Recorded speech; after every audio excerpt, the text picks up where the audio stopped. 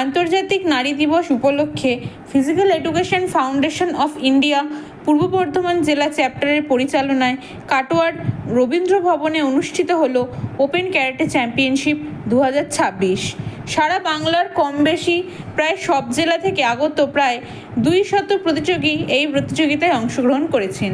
পরবর্তী প্রজন্মকে খেলামুখী করে তোলা এবং খেলাধুলার মানকে আরও উন্নত করার লক্ষ্যেই এই ওপেন ক্যারাটে চ্যাম্পিয়নশিপের আয়োজন করা হয়েছে। প্রতিযোগিতায় বিভিন্ন বয়স বিভাগের ক্যারাটে খেলোয়াড়রা অংশগ্রহণ করেন। এই প্রতিযোগিতা ঘিরে দেখা গেছে প্রবল উৎসাহ ও উদ্দীপনা। পূর্ব বর্ধমান জেলা ক্রীড়া সম্পাদক ও পিএফআই সম্পাদক সমর দাস বলেন, বর্তমানে মোবাইল ও ডিজিটাল জগতের প্রতি ঝোঁক বাড়ায় অনেক তরুণ তরুণী খেলাধুলা থেকে দূরে সরে যাচ্ছে। সেই পরিস্থিতিতে তাদের খেলাধুলার প্রতি আগ্রহ বাড়াতে এবং শারীরিক ও মানসিক বিকাশের জন্য এই ধরনের প্রতিযোগিতার বিশেষ গুরুত্ব রয়েছে। এদিনের প্রতিযোগিতা দেখতে এবং প্রতিযোগীদের উৎসাহ দিতে উপস্থিত ছিলেন physical education foundation of India Paschimbanga চ্যাপ্টারের সভাপতি ডক্টর সুদর্শন বিশ্বাস।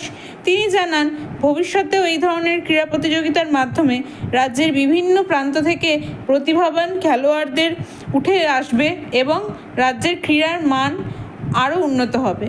আজকে কি হচ্ছে? আজকে এটা ফিজিক্যাল এডুকেশন ফাউন্ডেশন অফ ইন্ডিয়ার আমাদের যে পূর্ব বর্ধমান ডিস্ট্রিক্ট পেপি চ্যাপ্টার আছে তারই তত্ত্বাবধানে আজকে সারা রাজ্য ওপেন ক্যারাটে চ্যাম্পিয়নশিপ আমাদের এই কাটোয়া রবীন্দ্র পরিষদে অনুষ্ঠিত হচ্ছে। এখানে প্রায় আপনার রাজ্যের 23টা জেলা থেকে 175 জন ছেলে মেয়ে আজকে এই প্রতিযোগিতায় বিভিন্ন বয়স ভিত্তিতে অংশগ্রহণ করছে। আমাদের মূল লক্ষ্য এবং উদ্দেশ্য একটাই, আমাদের জেলার খেলাধুলাকে মানে পূর্ব বর্ধমান জেলার খেলাধুলাকে আরও উপভোগ করা এবং বেশি সংখ্যক কিন্তু যুবদের বেশি করে খেলামুখী করে তোলা, এটাই আমাদের প্রধান লক্ষ্য। আজকে কোথায় কি হচ্ছে আজকে এখানে? আজকে দেখুন, কাটোয়াতে এই যে ক্যারাটে আরম্ভ হয়েছে, এটা হচ্ছে স্টেট চ্যাম্পিয়নশিপ খেলা হচ্ছে।